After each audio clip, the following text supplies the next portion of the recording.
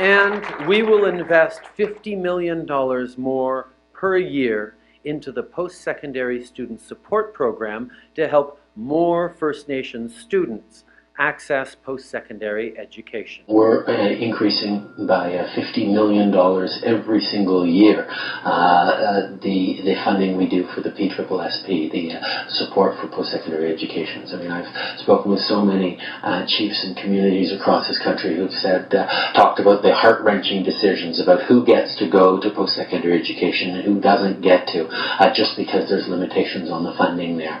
We need to make sure that access to post-secondary education is there for everyone, and that's why we're increasing by $50 million a year the funding for the PSSP program. Do you regard that as a treaty right?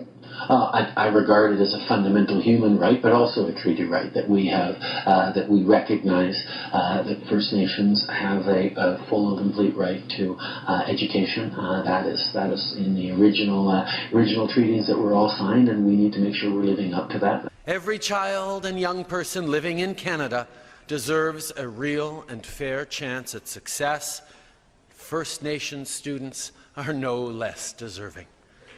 Our government will immediately, as part of our first budget, lift the 2% cap on funding for First Nations programs. As you know, that limit has been in place for nearly 20 years. It hasn't kept up with the demographic realities of your communities, nor the actual costs of program delivery.